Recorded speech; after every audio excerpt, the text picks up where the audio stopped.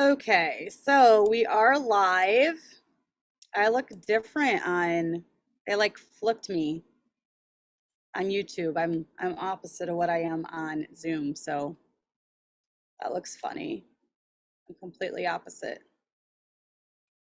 Okay, so let's wait till people to join. I'm gonna put this over here. Hopefully you can hear me. The air is on. I think I might turn it off just for better audio. I had to do it from home today. Let's turn that off and hopefully we will have better audio. I do not have a microphone like I normally have. I do not have my fancy lights, so lighting might not be as good. Hey, Sarah. Hey, Day. So all this stuff might not be as good today. I might be pixely. I might cut in and out. Our internet, we are in the country. It is not the greatest. So, but it did fine today during my lessons. So fingers crossed it will be okay. If I do cut in or cut out, just hang in there and tell me to repeat something if you didn't hear it. Hopefully it won't be super buffering or super pixely or whatever. I just finished lessons at 3, so that's why there's a little bit of a lag, but that's okay. We'll just kind of wait for ladies to join. Hey, Rita, this is spur of the moment. I just came up with the outline and the topic today. Notice I have my chicken cup, so no tea, just water, but you can all grab a cup of coffee with me, cup of tea, whatever you want. And this is my new favorite cup, by the way. A sweet lady from church got that for me. It was super cute. And I noticed my kids are trying to steal it. I'm like, I'm drinking coffee out of my cup. So I hope you all had a great Memorial Day. We had a wonderful picnic.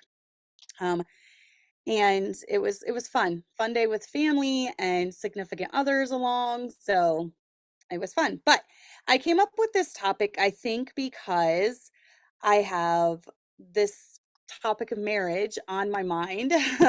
As most of you know, my son did get engaged a couple weeks ago, and there will be a wedding in August. So I've been thinking a lot along this line of marriage and marriage relationships. And as you all know, we are in a world where divorce is high and there is no commitment anymore. Marriages are rocky. And I want to encourage all of you today to be the one that's different, be the marriage that's different.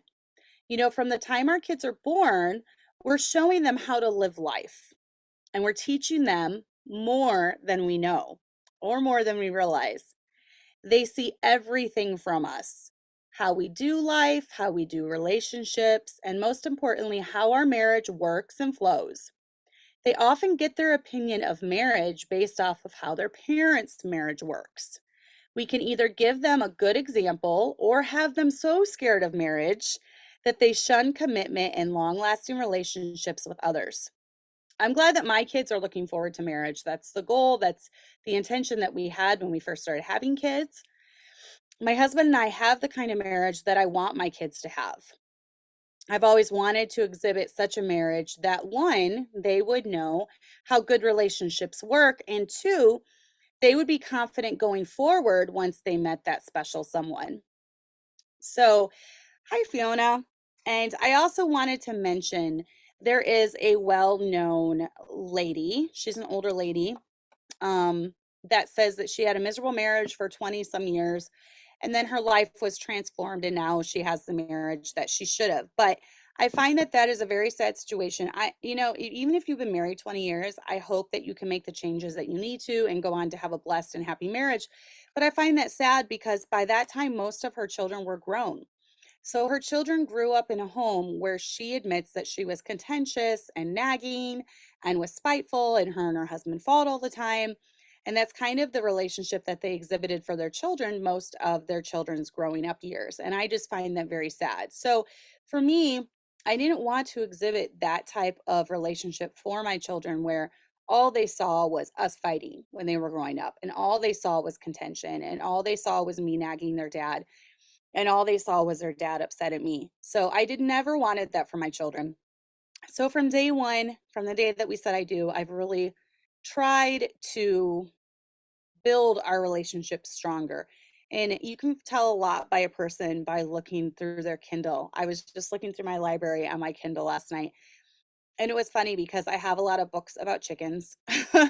And I have a lot of books about relationships, and I have a lot of books about building intimacy in marriage. So it's always something that's been important to me. And with my type of personality, I like to read a lot of like self improvement books, self help books, books to just improve relationships and things in your life. So I thought that was kind of funny when I was looking through that. So this has always been near and dear to my heart. And especially now that my children are approaching, years of age where they can get married. So I'm thinking about it a lot more. So also, I want to throw out this disclaimer though. This is my marriage. Things that work for me might not work for you. And, you know, they might be different. You might have a different situation than me. You might not even have, and we'll talk a little bit about it later, you might not even have a saved husband or a husband who wants to do things biblically. And if that's the case, then your situation is going to look way different than mine because I do have a saved husband and I do have a husband who is trying to do things the Bible way. So that obviously plays into it as well. I do think fundamentally men have a lot of the same ideals when it comes to marriage and what they want out of a marriage, whether they're saved, unsaved, whatever. But if you are married to an unsaved husband who is trying to get you to enter into sin with him, or he is trying to do things that aren't right when it comes to physical things, and, your situation might be a little bit different than mine. So I can't speak for that. Yes, Beth, I moved it to today because we had a that we went to. So I also think it's funny, and I want to throw this out there. I've noticed a lot with the influencers of today's day and age how you'll have a couple that gets married, and a month later they're doing videos called "Things That Work for Our Marriage," and I'm thinking, honey, you've been married for a month, okay? Let's give it a few years. Let's give it a decade. Let's give it 2 decades, and then I'll listen to what things work for you, okay? Because if you are only 4 weeks into it, there's a whole lot more that you're gonna be learning as marriage goes on. So, I think that's funny. I'm seeing more and more of those pop up. So how do we have the marriage that we want our kids to have? And this is something that I've tried to implement in our marriage, and my husband has also implemented into our relationship. Number one, from the get-go, you need to have a secure relationship. And when I say secure, I mean we have never talked about divorce. We have never talked about separation. We have never said the D word. We reference it as the D word in our home. Um, it was a given that we would make things right, whether that was the evening that the confrontation came up, whether that was a week from then. We just knew that we would make things right. So we never even threw out the idea, why are we even working on this? Let's just give up. Those words have not been uttered in our home. It's just we knew, for better, for worse, for richer, for poor, in sickness and in health, we were stuck with each other. So that was established from day one of our relationship. We also put early on standards into place. And standards is a word that's often mocked and often ridiculed, but I do believe that every married couple should have standards, whether or not it looks just like mine. It doesn't have to, but these are just standards are basically guidelines, things that you have put into place because you believe them with your heart, your whole heart.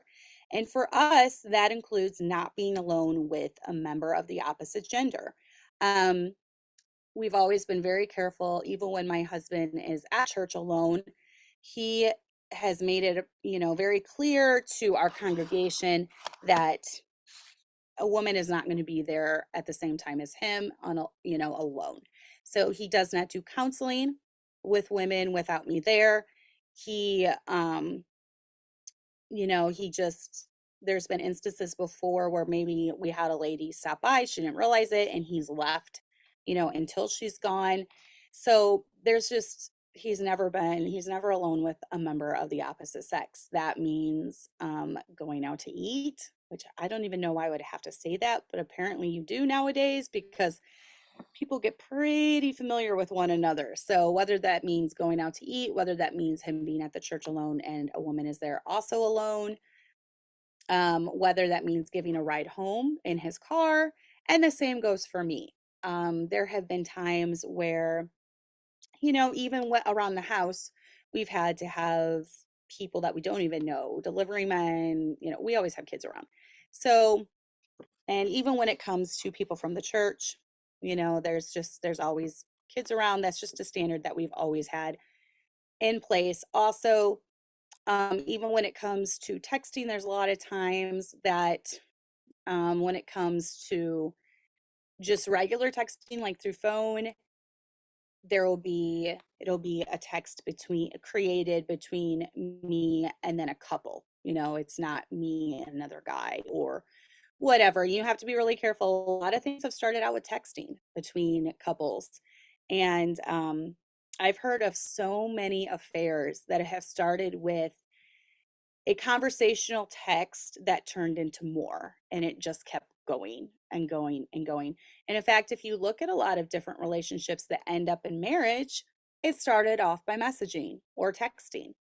If you look at the dating sites, it starts off by communication that way, by texting. All of my close friends, my two like very, very close friends, they live in different state, different country even. So we communicate solely by texting. So yes, you can build relationships off of just texting communications. So yes, I would be careful about texting members of the opposite sex. I would be careful about relationships with the opposite sex. If you find yourself thinking often about someone else that is not your spouse, then that is a red flag. If you catch yourself daydreaming, and it's just all about bringing your thoughts into captivity. There's no where another person was even a possibility. Once we said I do, that was it. So there was, no other person is even a possibility at that point.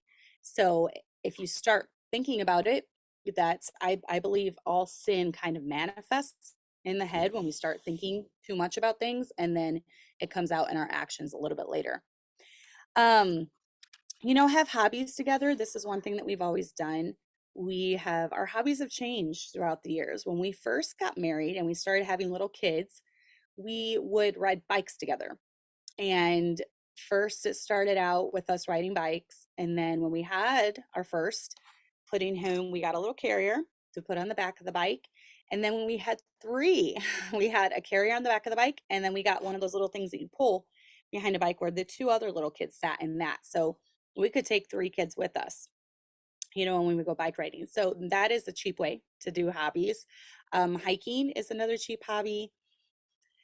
I'm trying to think of the cheap hobbies we've done. And we've done things on the cheap because we started having kids early and it was quite the strain on our finances. We've always been poor. So we've always been poor, but we've always made it. We've done a lot more based off our income than you would ever imagine possible. So we find ways to do it. But yeah, hiking state parks, bicycle riding. Now that we have older kids, we can leave for a day and we like to go to Lake Michigan, go to the state parks along Lake Michigan. If we have a night away, spend it up there, go hiking, go along the, Lake Michigan. There's a lot of really pretty beaches along there. So that's kind of our hobby now. We love anything with water. And, while we have hobbies together, we also do things alone too. We haven't become so dependent on each other that we can never leave to do our own things as well. And I think it's healthy to have outside hobbies for both of you. Definitely. He likes to go kayaking once again on the water. We just like the water. He goes kayaking on the water a lot. We do go to the gym together, those type of things. And I think that also just establishes a camaraderie there and a friendship. We just like doing things together. Find new interests as the kids get older, spend quality time together.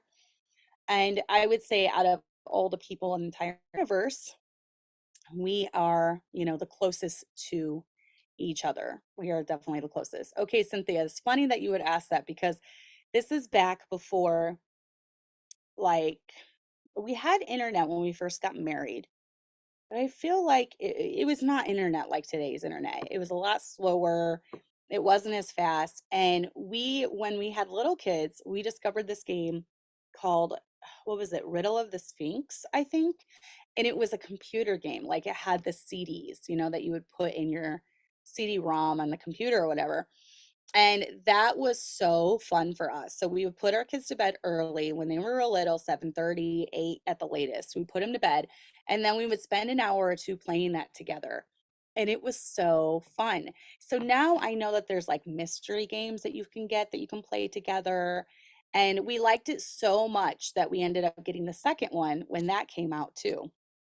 So that's something that we had fun with when our kids were younger. Most of the time, we would put them to bed, we would pop some popcorn, which is very cheap, and we would rent movies from the library. And this is back when you had the VHS or the DVD. So we would rent movies from the library. Some were hit and miss, we rented some pretty stupid family movies before. There was this one, I've never been able to find it. It is literally the dumbest movie I've ever seen in my life, and it had this character named Furbo or something in it, and it was, like, from New Zealand or Australia, and he was, like, running a race or some it was really dumb. But we've also found a lot of really good movies that I enjoyed.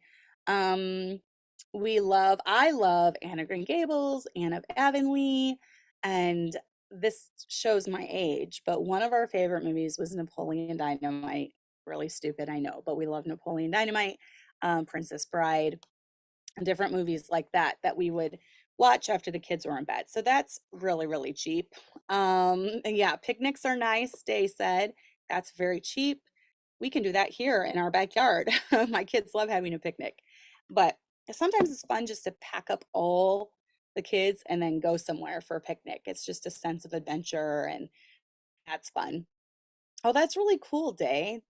That's really cool. She said, my husband and I built a board game as a hobby. It took us 6 years, but it's finally complete. Now he plays it with friends at the church. That's really fun. Thank you, Sarah. You agree with me that Napoleon Dynamite is awesome.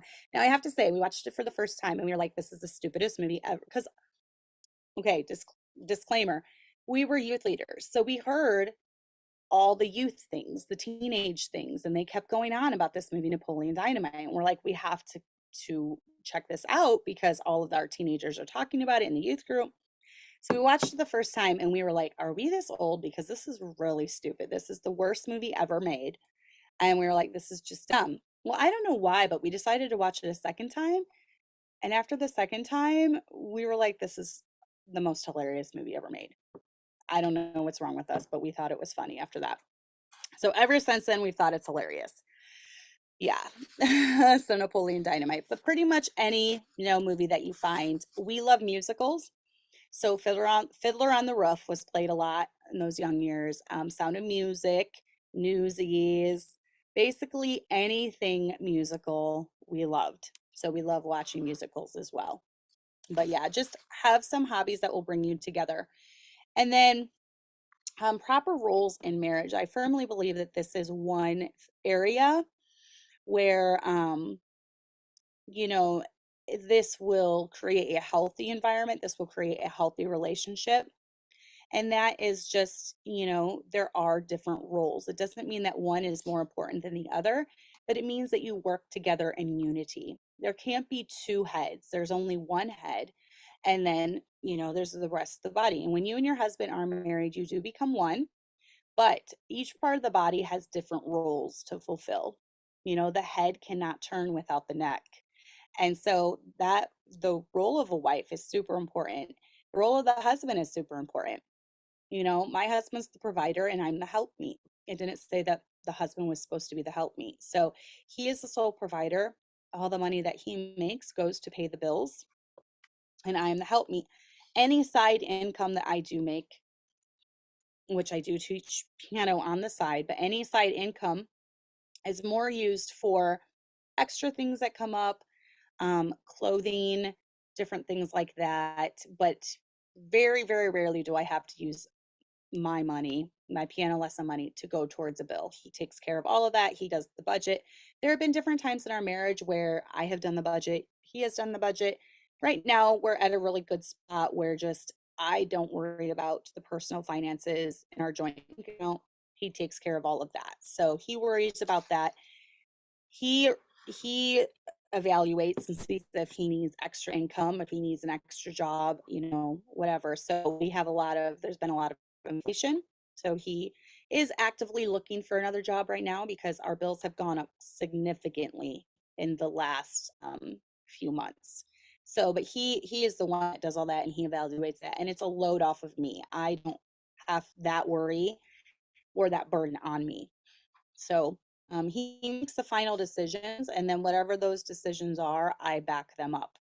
When it comes to the kids and their relationships, especially our girls, he is the one that the guys go to, and he makes the decision. And then whatever he decides, I'm there to back up. One thing is moms that really do to hurt our relationship and the relationship with our kids and their dad is to undermine what he does or to let our kids sneak around behind his back, knowing full well I've heard of marriages where the wife has allowed and facilitated her kids to sneak around behind their dad's back. And I think that's awful to do with your kids. It teaches them disrespect, it teaches them how to be sneaky.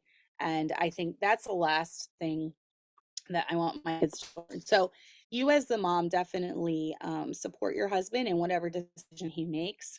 And, there sometimes there comes a time where maybe you need to come to him about a concern that you have. I would not do that in front of the kids. I would do that behind closed doors just so that they see you fully supporting their dad in whatever decision he does make. So, I'm the queen of the home. In our home, he doesn't mind decisions I make around the home. It would drive him nuts if every little thing I came to him about. Hey babe, can we do this? Hey babe, can I do this? Hey babe, can I hang this picture here? Hey babe, I'm gonna color this room gray. I'm gonna color this room blue. He's like, no.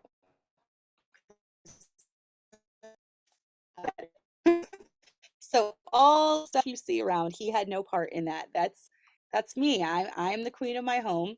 He is the king of his office. I don't go into his office and demand that he decorate a certain way. His deer heads are hung up, and there's he has his deer heads, he has his fish hung up in his office.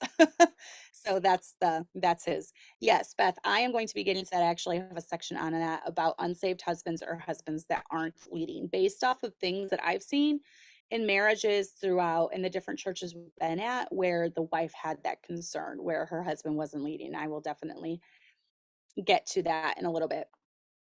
So if something starts getting into the way of me doing my role, I need to scale back. And there have been times in the past where that has happened. And you usually know if you find yourself ordering pizza a little bit more than normal, you're tired because of something. What are you doing? Are you doing too many outside activities? Are you, spending too much time at a friend's house and not enough time in the home? Are you not planning your meals? Are you working too much on your side hobby, whatever that is? If that's teaching, if that's crocheting, whatever it is, are you doing too much outside of the home? And deep down, if you are too invested in other activities. Now, sometimes I know for me, I like to come to that realization before I'm told. It's a lot harder for me to accept criticism. I feel like I'm harder on myself a lot of times than other people are of me. I'm always trying to self evaluate and see where I can be better. That's just part of my personality, see where I can be better in an area and improve in that area. So if someone else, especially my husband, thinks I have a shortcoming, I take it very hard. So I try to stay on top of that. Am I fulfilling my role? Am I staying on top of things? Am I, managing the home well? Is my home in chaos? Are the babies not listening? Is it messy everywhere? Is it dirty? I really try to stay on top of that. So if something starts getting in the way of me doing my role, of me being a proper helpmeet, then I try to address those concerns. And then what about being very invested in the church? Okay. I don't quite understand. Can you reframe the question? Like you being invested in the church and your husband not being? Or, exactly what do you mean when you ask that? So, but the home needs to be a safe zone and not a war zone, and that would, for me, I've determined, I don't want my kids to see yelling matches between us. I don't want my kids to see screaming matches. I don't want my kids to ever see physical anything, whether that's hitting each other or, um, being physical. And Denise, there was someone emailed me a little bit ago, and life has gotten busy. I totally forgot to respond, but it was along those same lines. She was very invested in her church, and her husband was not. And her husband had told her that she needed to scale back, and he was still allowing her to go to church though. So I would say, from my viewpoint, if your husband is allowing you to go to church, but he doesn't like all the extra fluff that goes on, maybe that's extra Bible study, maybe that's an extra kids program, I would listen to him as him being the head of the home. Maybe he feels like you're not meeting all of your goals at home, or, maybe there's something awry in the home. I feel like most husbands, I know with mine, he really encourages me to do my own thing a lot of the time. I'm pretty much in charge of my own schedule. I'm pretty much in charge of the kids' schedules. But if he comes home to a chaotic home, if he comes home to me stressed out of my mind because of the pressures of the fluff stuff, he asks me to scale back. So if he comes home and the food is burning and the fire alarm is going off and the kids are fighting and they haven't even been bathed or their hair brushed or anything, then he sees that I have too much on my plate. And I do think most husbands are trying to look out for us in a way that, they can tell if we're too overwhelmed or we're too stressed. And so that's when you might need to cut out the extra fluff. Now,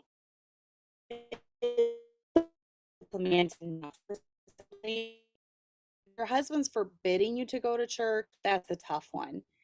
I would probably listen to him, and I would pray. Pray very, very hard. And I understand. So it says my internet connection is unstable. So um my internet connection is unstable, it said. So hopefully you can still hear me. But I would pray about it, and I would just leave that up to God.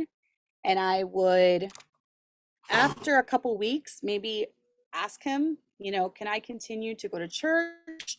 Um, I would definitely, that would be tough. That would be tough because um, it is a command to go to church. So yeah, that's a hard one. I would have to know both sides of the story. I think there's always two sides to every story, and that's one thing that, us as women, we tend to forget. There are two sides to every story. So I would like to hear his side and your side. It's hard when you're only hearing one side of the story. So, but yes, definitely, if he's still allowing you to go to church, maybe he doesn't like the extra programs, I would scale back on some of those things. So, yeah, a lot of times it'll buffer. Sometimes I might cut out or I might get frozen, but then you can still hear me. So as long as you can still hear me, there we go.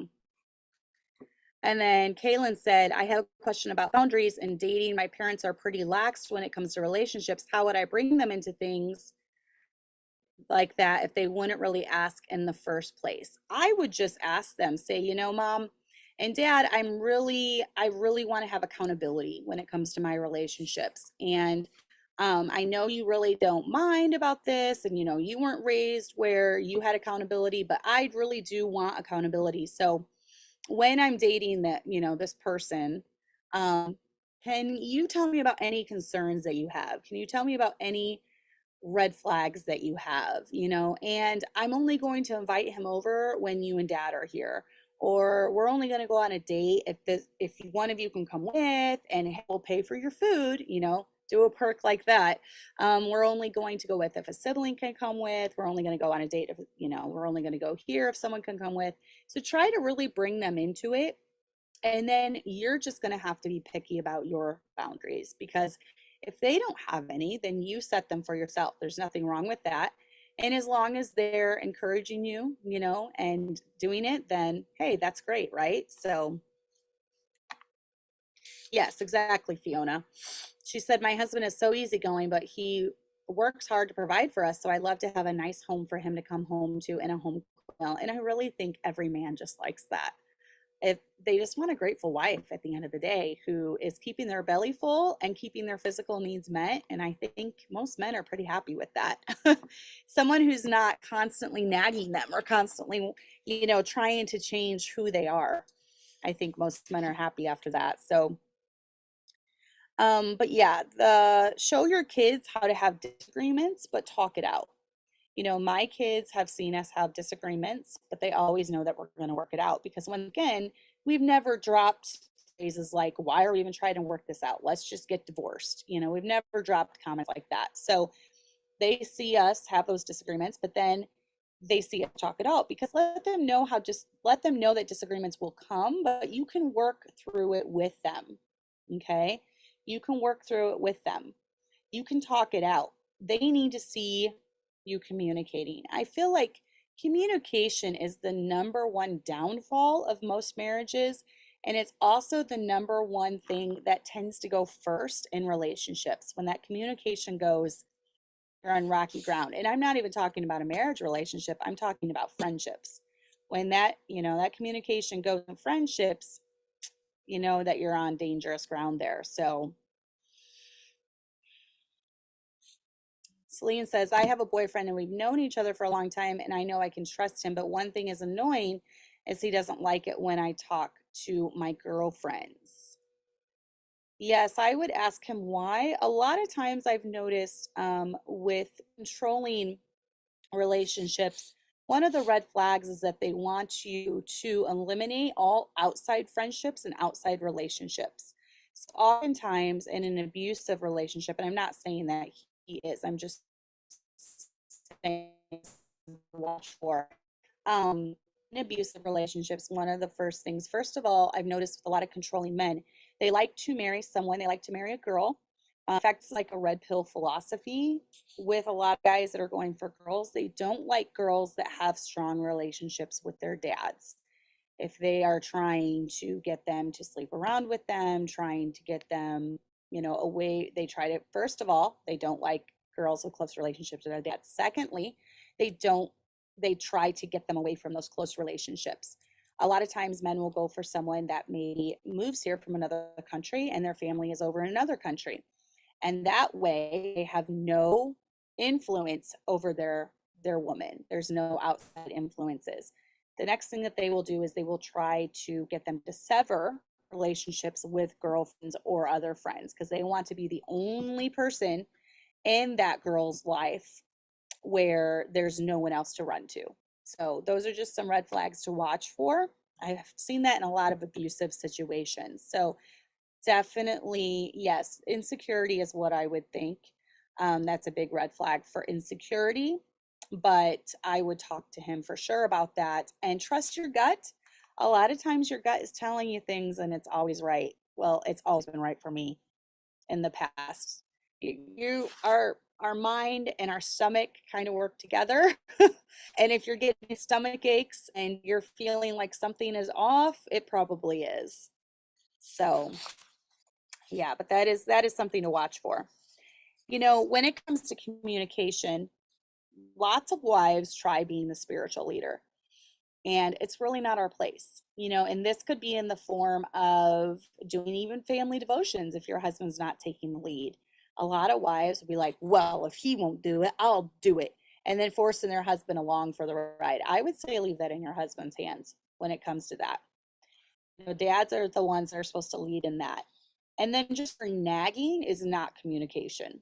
Okay. If you're trying to change him in any way, if you're trying to get him to do something differently than you would and he's not, and you just continually are like water dripping, a contentious wife, that's not good communication. Nagging is not communication. And then also, don't try to work on relationship things when you're stressed, when you're tired, when there's a big event going on in your life, when there's something that he's trying to work through, or a big life changing decision that's happening. That's not really the time to fine tune your relationship and work on different issues that you might have. Learn to just let it be. You don't have to get everything figured and worked out in a day. Remember, this is a lifelong thing that you're going to be working on. So just take it day by day, take it little by little, just leave it alone if you're going through something extremely stressful. Come back to it later and just try to be the sweet, kind wife that your husband needs. Work through your problems for a solution, but don't bring it up over and over and over again. And it's funny that you said that, Fiona, because she said every girl needs their girlfriends to chat to. I feel like with my husband, with my best friend husband, with my close friend's husband, they love it that we have close relationships because they don't have to hear about girl problems over and over and over again. Men are solution finders. So you can tell a man something one time, he will try to give you a solution. And if you don't want that solution, he doesn't want to hear about it again. So I'm the type to process things that I'm going through in my life. I need to talk about it a lot. I'm a talker, I'm a writer. That's how I get things out, right? I want to talk about it again and again. And he's like, Sandra, I already heard about it once. I don't want to hear about it over and over and over again, because he's like, well, do this, this, and this. I'm like, I don't want to do that. I don't want a solution. I just want to talk to you about this. And he's like, well, I gave you a solution. If you don't want to do it, then I don't know what to tell you. We already talked about it. Done. We're done. Like, let's move on. That's how men are. So I know my husband loves it that I have close friends that I can vent to, in my own words, that I can vent to and that I can talk to about things, because honestly, he's like, here's the solution. If you don't want it, I'm talking about it. That's mine. That's just mine. I think a lot of men are like that. So just remember, when it comes to your relationship, that Christ is the center. And this is what I'm going to talk about when it comes to related things. For us in our life, because of my husband's background, and because, I mean, obviously he's a preacher, so things are going to be different for me than you, but church is non-negotiable. Okay. It doesn't matter if I have a headache. I'm not talking about puke migraine, I can't get out of bed headache, because there have been times where I've had that bad of a headache and I cannot move. I'm talking about a little slight headache. If I have a little sniffle, if I have a cold, if my back hurts, which it does pretty much every day of my life, I'm going to church. That's non-negotiable. I knew that when I married him, and I'm perfectly fine with that because I wanted to raise my kids in church, which, even if sometimes I'm not, like, okay, I feel, my back is hurting excruciatingly, I'll grab the pack of ice and put the pack of ice on it on the way to church. That's just what I do. Church is non-negotiable. I always figure if I could go to the store feeling this way, I can go to church feeling this way. So, but that's very important to him. So when it comes to church, I always think, how can I help him at church? Obviously, he's up on the platform all the time.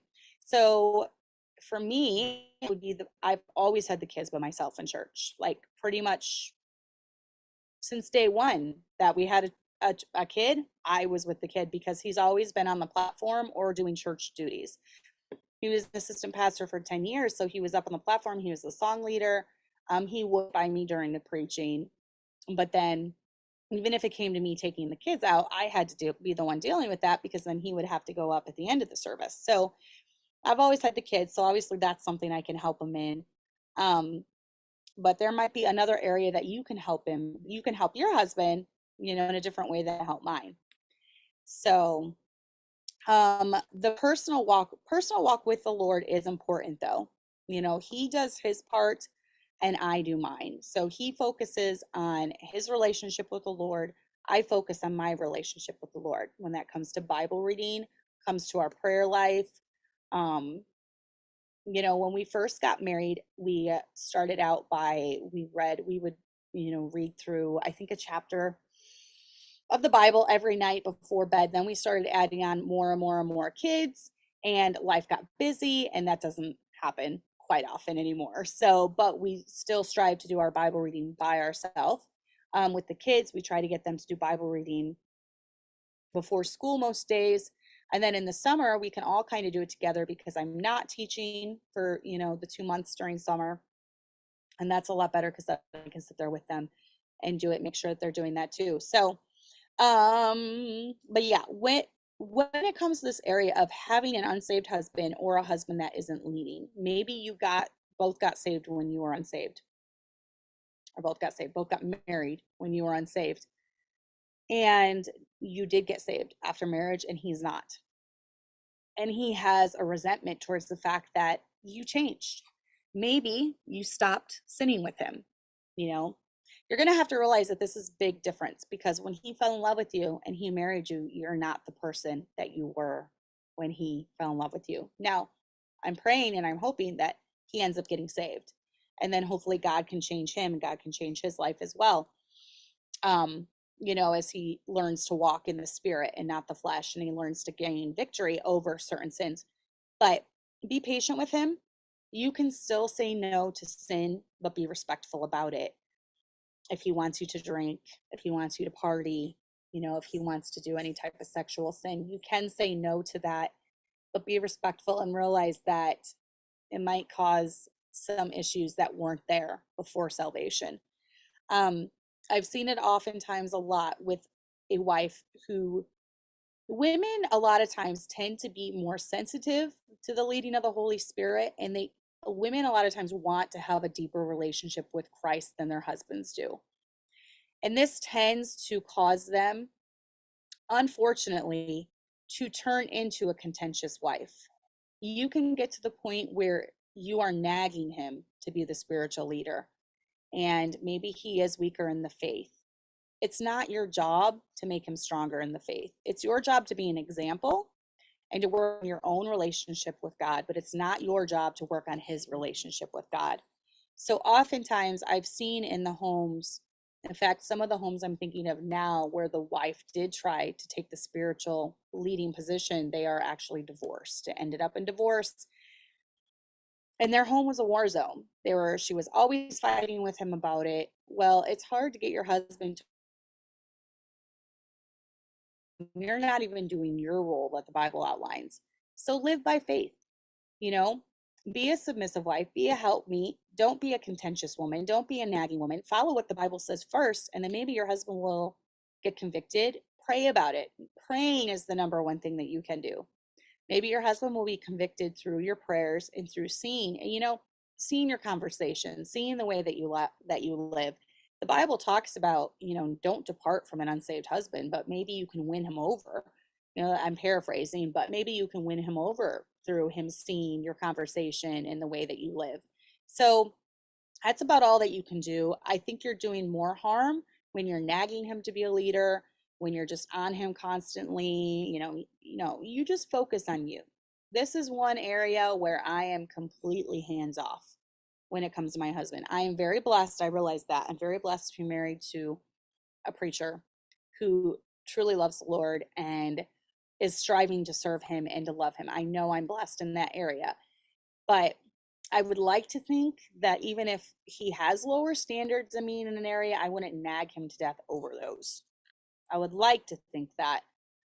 There have been things I don't necessarily agree with him throughout the years of marriage, but it's not my job or my role to fix that in him.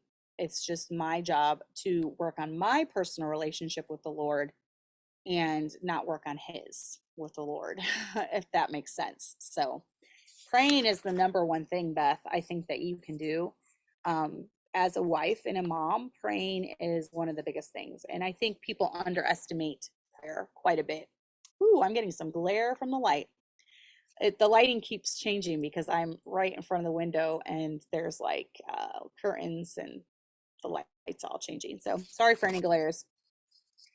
But definitely strive for purity in marriage. One thing that we've never had in our marriage is outside influences such as pornography. Um, like I said, we're very careful with relationships with opposite members of the sex. Um, we're very careful when it comes to those type of things. You want it to be you two forever together, no outside influences at all. And I do think pornography is wreaking havoc on people's marriages more than you know. Um, because you are, in essence, viewing other people's relationship things, and that actually warps a man's brain and warps a man's mind. And then that causes other problems. So if your husband wants to change, um, suggest accountability. There are accountability measures. There are apps that you can get on your phone that filter things out. You can be an accountability partner. But I would say definitely try to keep all of that out of your marriage because that will do a lot of damage. And then focus on the positive when it comes to your husband. We all have negative attributes, every single one of us. I bite my nails, and I know that's annoying. I crack my knuckles, and I know that's annoying. And you know what? Your husband has some annoying habits too. But we can get so caught up in focusing on the one or two really negative things or annoying things about their personality that we forget to focus on the good things. And this might be something that helps you in your marriage. Make a list, write down what you like and dislike, and then burn or throw away the dislikes and only focus on those points that you put down that you know about your husband. Do you like his smile? Do you like his camaraderie with you? Do you like his friendship? Do you like his eyes? Do you like his physique? I'm focusing on some physical things, but even I think men like to be appreciated for their physical attributes too, just as we as women like to be appreciated for our physical attributes. So it can definitely go both ways. Keep your thoughts in subjection when it comes to your husband. Like I said, stop focusing on all the little annoying things he does, like when he gets hangry, when he doesn't get food right away, and start focusing on the positive things, such as there's food in the house to make because he's a hard worker. So there's so many negative things about each of us that he could focus on with me and I could focus on with him. And, you just got to nix those. Focus on the positive things. Kaylin mentioned my son's fiance. Cute, sweet little Jenna, who we actually love, not actually, absolutely love, and they are adorable. They are so much in love right now. And I know they're only seeing the good things in each other. But when they get married and they start living together, they're going to see all those negative things. She is going to see all the negative things I know about Tommy because I've lived with him for 21 years. And he is going to see all the negative things about her that her family knows because she's lived with them for 23 years. We all have negative things, but at the end of the day, go to bed thinking about all those positive things. Go to bed realizing that you have a man who is holding you in his strong arms. There are some women who have just lost their husbands to cancer or car accidents or diseases, and they're laying in bed completely alone with no arms wrapped around them. So you think about the good things. Think about your strong husband who might have been gone and he's dead tired, but he's home after providing for you to have that food on the table and to pay that electric bill and to pay the air conditioning bill and to pay the garbage bill. And he's worked hard, and just appreciate that about him. Soak that up. So, but yes, adjust your mindset. Adjust your mindset. If he frustrates you, you don't have to act out on that. You can just kind of stuff it in the back of your mind and be pleasant in return. A soft answer does turn away wrath often. If you're snotty, if he says something, and I've caught myself doing this before, and maybe you're frustrated, it's been a bad day, it's been stressful, whatever, and you just answer him snotty in return. He's like, what did I do? I just got home from a long day at work. What did I do? So be careful about your answers to him when it comes to things. But then there's just a few things around the home that I've always tried to do to just enhance our marriage, make our marriage better. And one of those, the main thing is just being pleasant. Being pleasant for your husband. I'm going to close this curtain because the lighting is so bad. But yeah, being pleasant for your husband. I think most men just want a pleasant wife. They want a wife to come home to who's happy to see them. And that's one thing, I've trained the little girls when daddy's home, all excited, and they'll go run to the window and look out, daddy's home, daddy's home. They're so excited about it. And they'll go run out and watch for him and look for him. And Yes, it's a good thing to teach your daughters to be happy when daddy gets home. Even my sons were always happy when daddy got home. Let them see that you're happy that your husband is home. And then another thing I've always tried to do, and call me 1950s housewife, I don't care, but I've always tried to provide a clean home, especially when he walks in the door. And so we've always done a couple cleanups throughout the day. As soon as I would put the kids down for naps, I would clean up. And then after I put them down for bed at night, I clean up again. So now that I have older kids, it's very helpful because they just do it automatically and the house gets cleaned up in no time. It was a lot more work when I was younger, which I think is why you're supposed to have kids when you are younger, because now at 42 and having toddlers, I'm a lot more tired than I was in my 20s. And so I'm definitely glad I have the help now that I do, because I am so worn out. Sometimes I fall into bed just completely exhausted and I can barely move because of it. So that's cute, Sarah. She said, seeing people falling in love is such a refresher on what all the reasons are that I chose Aaron. And I think sometimes us that have been married longer and we're in the thick of things with kids and bills and diapers and cleaning, we need to be reminded. We need to think back to those days when it was young and fresh and alive. And just remember, like I said, focus on the good reasons that we fell in love with our husbands. So another thing that I think women can neglect oftentimes, especially in this generation where you go out in leggings and an oversized sweatshirt, is good hygiene. I still believe that good hygiene is important, whether that's a 5-minute shower, just very quickly, or, brushing your hair, freshening up. I think, I don't know, I've gotten negative feedback for this in the past, but I've always tried to do a little bit of makeup every day and do my hair every day. If my husband comes home and I have no makeup and my hair's up in, a messy bun, and he can tell I barely did it. He's like, "Are you sick?" Because it doesn't happen very often. And most of the times, if that happens, it is because I'm sick. So, and then, meeting his physical needs. When it is one man and one woman, we are the only one who can provide the physical needs for our husband, and that's the way it should be. So we need to be careful. There will be times of postpartum healing that, obviously, if you have an understanding husband, he'll realize that. And I think most will, especially if they saw you give birth. Most will realize the importance for abstaining during those times of healing. There are times in the cycle where you have to abstain, but for the most part, just making sure that your husband is fed, the home is taken care of, and providing his physical needs provides for a happy marriage. And then, like I said, good meals, kids clean and happy. How did I find the time for showers in your 3 under 3 days? It would be right after I put them to bed most of the time.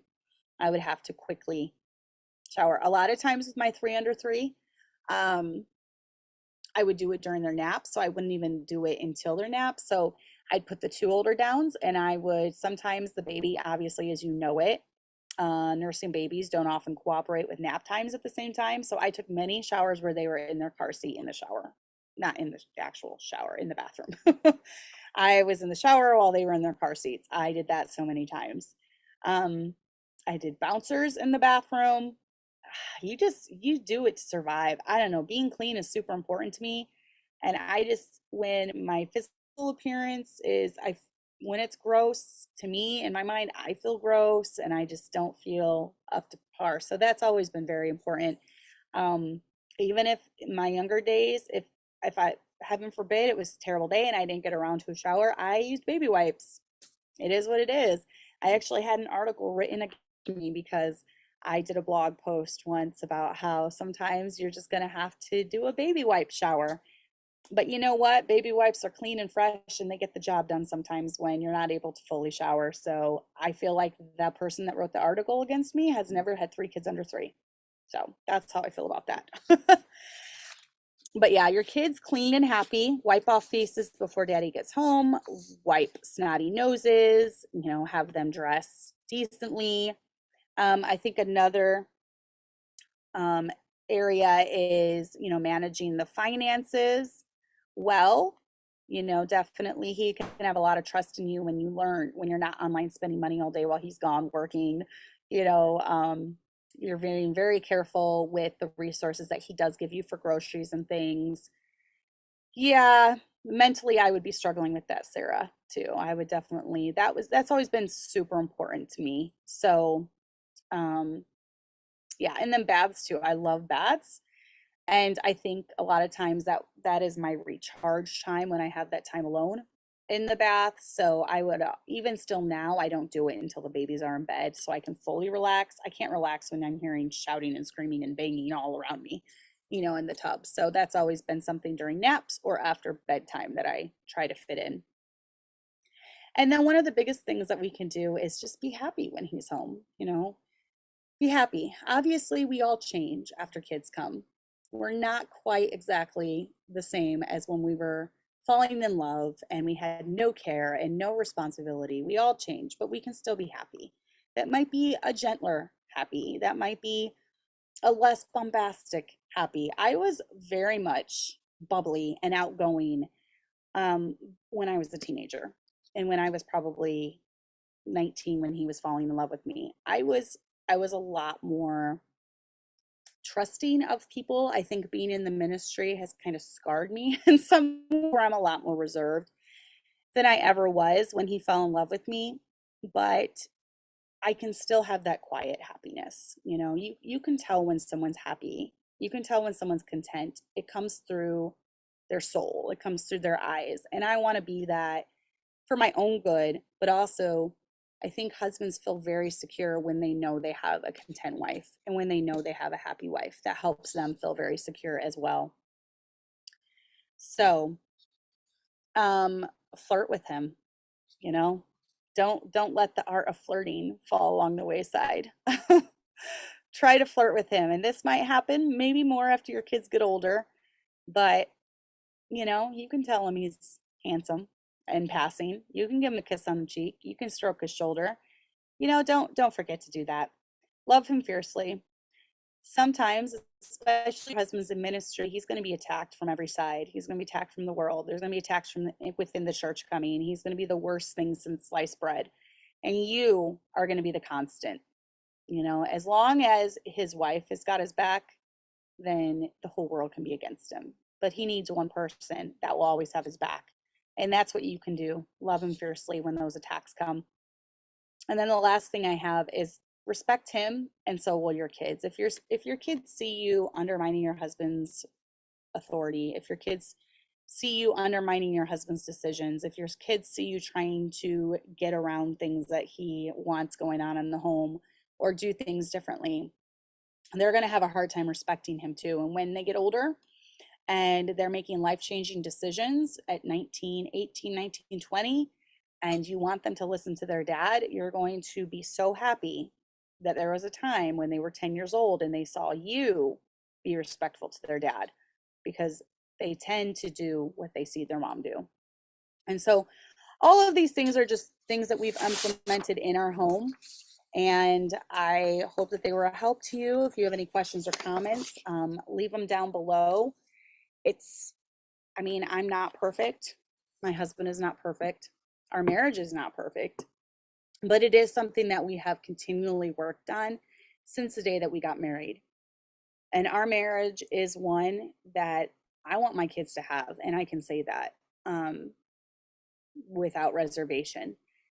You always want your kids to do better than you in areas, but honestly, I have a hard time even thinking that my kids could do better than me with their marriage because mine has been so great.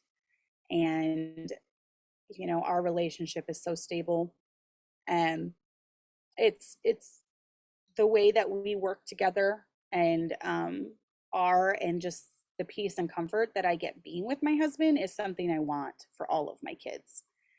And he has made me very happy.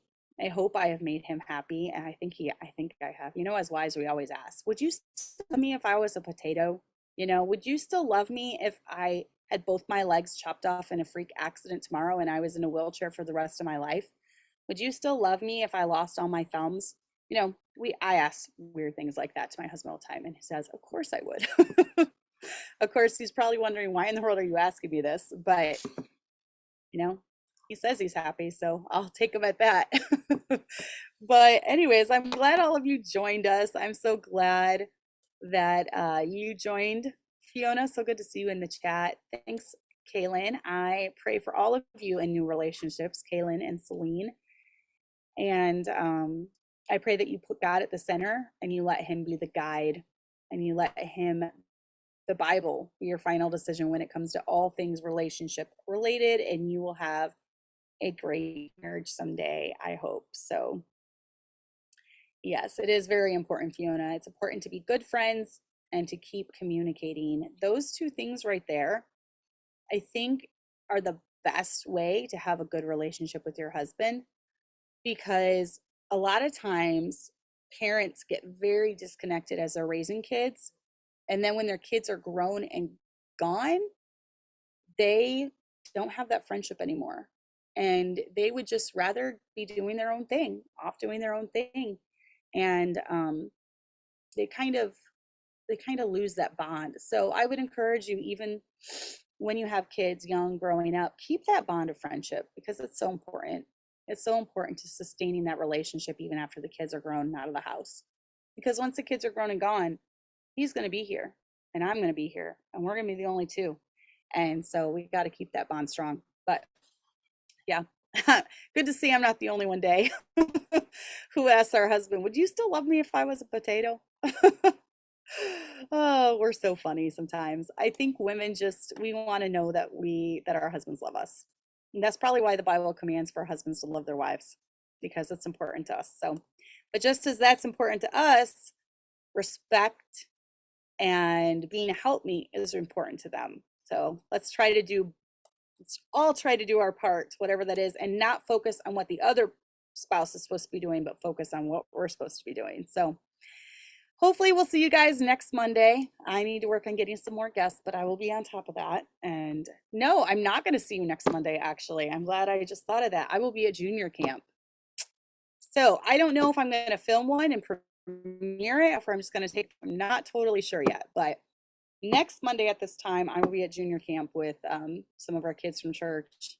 So that's going to be different too. But this summer is going to be kind of crazy. So get used to different days or different times or whatever. So we will see you sometime though. Have a great weekend.